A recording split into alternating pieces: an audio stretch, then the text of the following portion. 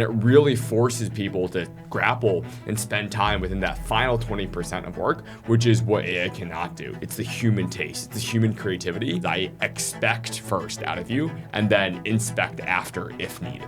I just think now, because of AI, naturally, every net new hire is really now just focused on the non-AI work. What does it take to build a company culture where AI doesn't replace human connection? It deepens it. Wang dropped out of Harvard at 19 to build Dub, the first regulated copy trading platform in the US. After selling a VR company as a teenager and working at Apple, Stephen raised $47 million to democratize investing. The app has been downloaded over 1.5 million times. As part of our limited series on talent in AI, we explore how leaders are building teams for an AI-driven world. Hi, everybody. I'm Jen Holmstrom, and I'm here with Christina Passanen, our VP of Talent at Notable Capital. And today, we are very excited to be joined by Stephen Wang, the founder and CEO of Dub. We're excited to dive into how other builders can approach talent and culture in the age of AI, because things are rapidly evolving. Stephen, thank you so much for being here today and for joining us. Thank you for having me. Always a pleasure.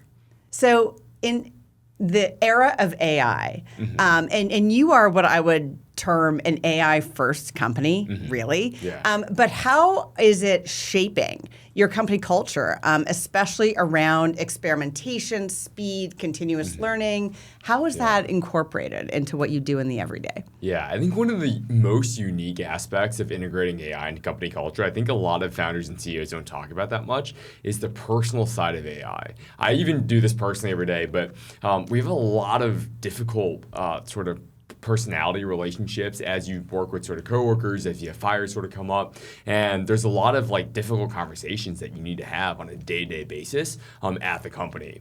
And I think in the past, it's pretty hard to practice. How do you have some of those difficult conversations? What are the right ways to talk about and start and give difficult feedback? But now I think that's been actually drastically easier because of AI. One is voice chat mode, but you can also just search pretty quickly, what is the best way to say this to someone else? I think that's actually really improved relationships across the rest of the team, where people now have a better toolkit to go communicate better. And I even use that in my personal life. Every time I'm giving a one-on-one or sort of a performance review, I'll put my notes, grapple with it a little bit with AI, practice a little bit, and it just comes out that much better. I think what's so powerful about AI is not just the acceleration of the workflow and doing a lot of the mundane things much faster. I think it really drives clarity in speed to understanding what is the final outcome that you're getting to. And it really forces people to grapple and spend time within that final 20% of work, which is what AI cannot do. It's the human taste, it's the human creativity. I love the line that you're drawing between AI and human relationships and also human creativity. How do you maintain human connection and creativity in organizations where more work is AI mediated? Maybe just double click a little bit on that. I'd actually love to flip that question, where I think because of the presence of AI and accelerating all the mundane work that we do spend a lot of time on in the past, but it's not enjoyable work, but it's like the grunt work that you get to get done. Right, the repeatable workflows. Yeah, and that gives us just so much more time to actually focus on collaboration. For example, going to the meeting and we've got this giant product spec, right? It might take a long time to like sit down and sort of go through that one by one, 30 minutes in advance, but you can just pop into AI, you get a sort of really quick, succinct summary. You're going in armed with a lot more context quickly and with the right and most salient points for you to be effective during that conversation. So we've actually seen just, AI speed our workflows and really allow our team and our in-person culture to flourish even more so, because we're just spending more time together. And I think the quality of time is something that really matters. We're a team that I religiously sort of want to make sure that all of our meetings are sort of effective across the board. And I think a lot of companies say that, but now with AI, I think it's much easier to measure the qualitative aspects of the quality of time that you're spending in every single meeting and actually focusing, going back to what's uniquely human, deliberating, teasing ideas out, battling with each other a little bit to make sure that the meritocratic ideas win. And we just have a lot more time to do that now. Right, I love that, where like the updates are being automated and the discussion is richer as a result of that, with more time for that. Yeah. I love that. Great. And Stephen, we want to talk a little bit more about a certain cohort within the workforce, which is early career talent and Gen Z specifically, which is entering the workforce having used AI in school and throughout their personal lives. And now they're coming into the workforce. How does that change how companies onboard and manage younger employees? And what are skills that are super important to enforce during the onboarding process? I'm in the younger range, having just dropped out of school a couple years ago, but I definitely feel like an older soul in the way that I think about life and the things that I like to do. So a big part of this is like, yes, we want everyone to use AI as much as possible to automate the grunt work, but how do we think about taking the outputs, knowing what to use? How do you delineate that systematically in a way that's first principles driven, that actually arrives at the right answer? So I think we are still evolving, right? It's still very early. We have some new grads coming in and some younger employees, and we are fortunate that a lot of them already have these skills, and by nature of what they did even before college, right, growing up, they are very systematic, process-driven thinkers, and that's something that I think we actually assess for pretty heavily now inside our interview process. And even during our interview processes, I don't want anyone using any AI. Right. I want you sitting down, and I want to sit across from you face to face to see what you can give me on the fly, on the go, with like pen and paper, right? Yeah. And that teases out the essence of like, do you really understand what you're using? Right. Are you capable of thinking from like net 0 to 1, not just going from 1 to 100, right? Are you insisting on in-person interviews for everybody that you screen to come in and work at Dub? Oh, absolutely. And by function of that, we are an in-person only team. We started out during COVID, so we have a handful of hires who are remote, and they were hired remote first when it was during COVID. But since sort of the last 2 years, right, every single person has been in person. So part of that is like they've got to come in person in the interview. And I've interviewed maybe hundreds, if not thousands, of people at this point. I think the way that I run the team and is reflective of like how I operate and now the culture that we built as a whole. We're super in person, and you just can pick up so much more by sitting someone down. And it's not just coming into the office for an in-person interview. I want to take you out for drinks. I want to take you out for dinner. I want to see how you react across like the real world. world. Yeah. And I think when you also get into more real world outside of work, you understand that this is the human being a lot better. You talk about things that may not just be focused on can you write this line of code or not, and building that holistic understanding of an individual is really important to me. Companies like Shopify are getting a lot of buzz for requiring hiring managers to justify why they need a human being to do the role. How do you think about automation versus where you leverage headcount and actual human beings doing the work? The way I think about this, it's not like black and white and binary where you either automate or you either like sort of hire more people. I just think now, because of AI, naturally, every net new hire is really now just focused on the non-AI work. And this goes back to like kind of like the 80-20 principle, right? The 80% of grunt work is now gone maybe forever because everyone's now embracing AI, right? And they should be. So then every net new hire now, if you look at that 20% all of a sudden becomes 100% of the pie in the time that they work on. So part of how we think about hiring from here on out is like, how do we assess for that 20%? Every net new hire is now doing that 20%. As a first-time founder, what's something that surprised you about managing people and the dynamics as the team is scaled? I think a lot of my management philosophy was informed by two things when I first started the company. One was I'd watched all these incredible legendary founders and the Jobses, the Elons of the world, and their management style. And we all know how, like, quote unquote, aggressive or hard they are on sort of the employees. And the second was just my childhood growing up and how my parents sort of managed me in many ways, right? What they expected out of me. And my parents are very strict academics, are very classic like Tiger Asian parents, and for a lot of my childhood I lived in fear of not living up to their expectations, and they were definitely watching me like a hawk. So I think for when both of those two things, like that was how I started my management philosophies, right? I got to be watching everything that everyone's doing. I got to be on top of them. I got to be difficult because like we got to hold this really, really high bar. And what I realized was that that wasn't authentic to me. Two, it was like what I thought I should be doing because other people were doing it, and that was what I had modeled from my childhood. But I quickly realized that that wasn't the right way to lead in the way that I wanted to lead that was true to myself. And I think that led to a lot of tension early on where I didn't have a great relationship with some employees because I was that really difficult person that was like tracking, micromanaging everything, right?